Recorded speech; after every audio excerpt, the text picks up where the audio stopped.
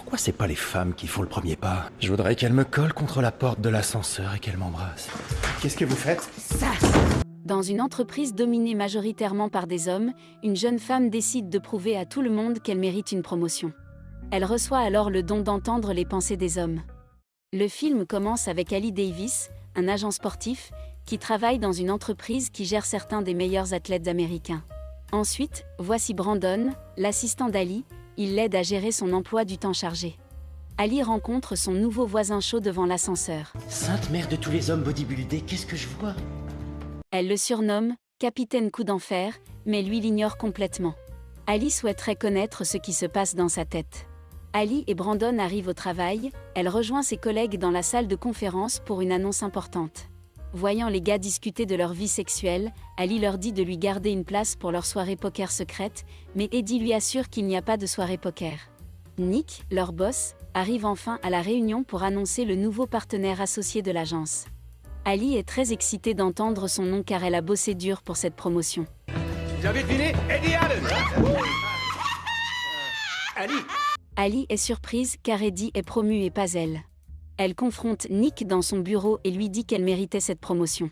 Nick reconnaît son travail acharné mais lui dit « Vous ne comprenez rien aux hommes. » En colère, Ali sort et annonce à tout le monde dans le bâtiment qu'elle va signer la superstar montante du basketball, Jamal Berry, et prouver à tout le monde qu'elle mérite la promotion. Ensuite, elle part voir son père et monte sur le ring de boxe pour évacuer la frustration du travail. Pour lui remonter le moral, il emmène Ali pour un dîner. Là-bas, elle trouve le barman attirant et décide de rester après le dîner pour le brancher. Une chose mène à une autre, et ils se retrouvent dans l'appartement de Will pour faire l'amour. Ali est extrêmement agressif au lit et aime toujours dominer son partenaire. Le lendemain matin, lorsqu'elle se réveille, elle voit un petit garçon portant sa culotte sur la tête. Embarrassée, Ali se rend compte qu'elle est très en retard pour le travail. Alors qu'elle galère pour trouver ses habits, elle remarque une photo sur le mur. Quoi? T'es marié? Attends, je vais t'expliquer, non. Énervée contre Will, pour lui avoir caché pour son mariage et son enfant, elle bouge de là en vitesse. Je savais que c'était pas un masque.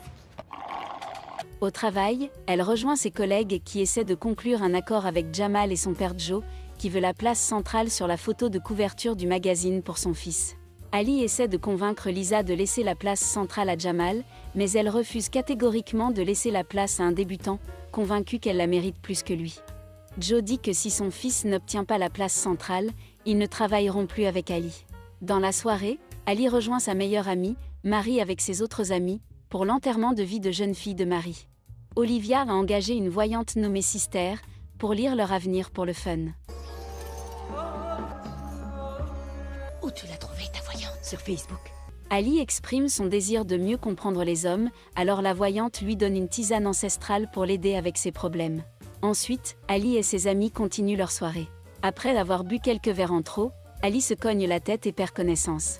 Elle se réveille plus tard à l'hôpital et entend les pensées de son médecin. Je commence à perdre la boule. À partir d'aujourd'hui, plus d'alcool au travail. Hey! Brandon arrive et l'emmène au travail. Sur le chemin, elle entend les pensées sarcastiques de Brandon, qui fait des remarques à son sujet. Aujourd'hui au moins, je vais pas avoir à décoller un usagé sur ton dos. Enfin, je croise les doigts. Elle lui demande d'arrêter, et Brandon est surpris car il ne disait ces choses que dans sa tête et pas à haute voix. Si tu entends tout ce que je pense, je suis dans la... Entends tout ce que tu penses et tu es dans la... Arrivée au boulot, elle constate qu'elle peut entendre que les pensées des hommes, qui sont pour la plupart obscènes et sombres.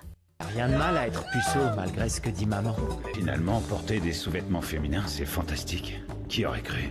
Elle retourne voir la voyante et demande de l'aider à revenir à la normale. Mais Sister lui dit qu'elle ne peut rien y faire, et lui conseille d'utiliser cela à son avantage pour devancer ses collègues masculins au travail. En utilisant son nouveau pouvoir, Ali apprend de Kevin, à propos d'une soirée de poker secrète avec le père de Jamal, Joe, et d'autres gars chez Nick. Déterminée à faire signer Joe, Ali se présente chez Nick où elle rencontre Joe, Kevin, un autre collègue Ethan ainsi que Mark Cuban, Grant Hill et Shaquille O'Neal. Elle bat facilement les hommes au poker mais laisse Joe gagner. Joe demande à Nick d'amener Ali à une réunion privée, prévue pour le lendemain. Durant la réunion, Ali réussit à convaincre Joe de continuer les négociations pour le contrat. Après la réunion, elle invite Joe et Jamal à un match de basket, mais Joe refuse car il veut passer le week-end en famille, et pense que...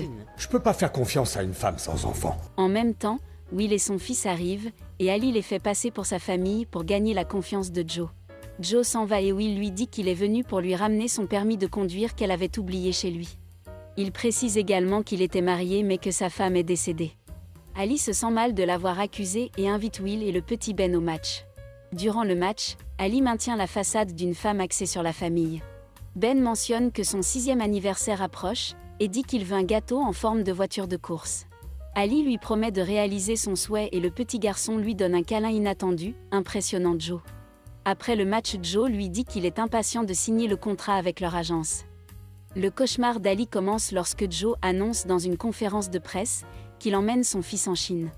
Il est révélé que l'accord chinois de Jamal était orchestré par Ethan qui a quitté la boîte pour une autre agence. Nick est énervé et blâme Ali pour l'échec de l'entreprise, pour ne pas avoir finalisé le contrat avec Jamal. Il s'en prend à elle en disant qu'il l'aurait licencié il y a longtemps, s'il ne craignait pas des accusations sexistes ou racistes s'il le faisait. Offensé, Ali le défie de le faire en affirmant que ses clients la suivraient. À l'extérieur, Nick voit Will et lui dit qu'Ali l'utilise, lui et son fils, pour conclure l'accord avec Joe. Ali essaie de lui expliquer mais Will s'en va bouleversé. Avec sa vie hors de contrôle, Ali boit une tonne au mariage de Marie. À l'hôtel, elle surprend James penser à sa liaison avec la cousine de Marie, Gabi, tout en lisant ses vœux de mariage. Dégoûté et ivre, Ali les interrompt et commence à parler à tout le monde de sa capacité à entendre les pensées des hommes. Inquiet, Brandon essaie de l'en empêcher, disant qu'il le fait en tant qu'ami. Mais Ali lui dit de se taire brutalement, en lui disant qu'ils ne sont pas amis et qu'il est juste son assistant. Bouleversé, Brandon quitte l'hôtel. Ali révèle ensuite à tout le monde l'affaire de James et Gabi. James n'y avoir eu une affaire mais Gabi avoue tout. Excuse-moi, Marie, il m'a dit que vous aviez arrêté de vous voir. Quand Sierra accuse Ali d'être jalouse du mariage de son ami, Ali parle à tout le monde de la liaison du mari de Sierra avec un autre homme. La double exposition mène au chaos et Sierra se bat contre sa belle-sœur. Pendant le combat, cette dernière assomme accidentellement Ali avec un vase. Ali se réveille à nouveau à l'hôpital et rencontre le même médecin. Cette fois, elle ne peut pas lire les pensées du médecin. Il s'avère qu'elle a perdu la faculté d'entendre les pensées des gens. Le médecin révèle qu'il travaille sur sa dépendance à l'alcool. Ali remarque alors que personne ne s'est présenté pour elle à l'hôpital, elle réalise à quel point elle a détruit toutes ses relations. Pour corriger ses erreurs, Ali s'excuse auprès de Brandon au travail, elle avoue également qu'il a tout ce qu'il faut pour être un agent, et elle lui a seulement dit le contraire, parce qu'elle voulait le garder pour elle comme assistant. Brandon lui pardonne et quand ils discutent de Jamal, elle se rend compte soudainement qu'elle aurait dû se concentrer davantage sur les pensées de Jamal et non ceux de Joe. Elle le rencontre ensuite dans son parc préféré, et joue au basket avec lui. Elle le félicite et lui conseille d'écouter toujours son cœur. Plus tard, elle rend visite à ses copines pendant le dîner et s'excuse auprès d'elles, elle lui pardonne. Les sélections de la NBA commencent et Jamal est signé par les Faucons d'Atlanta. Il a écouté son cœur et a décidé de rester à Atlanta. Joe parle à Ali et lui fait part de sa décision de l'embaucher comme l'agent de Jamal. Vous connaissez bien les mecs.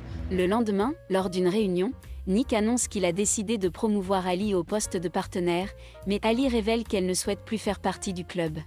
Elle quitte l'entreprise pour créer sa propre boîte avec Kevin. Elle emmène tous ses clients avec elle et fait de Brandon un agent sportif dans sa nouvelle entreprise. Ali se rend ensuite à la fête d'anniversaire du petit Ben en apportant son gâteau préféré. Will est toujours en colère contre elle, mais après avoir entendu ses sincères excuses, il décide de lui donner une seconde chance et l'embrasse.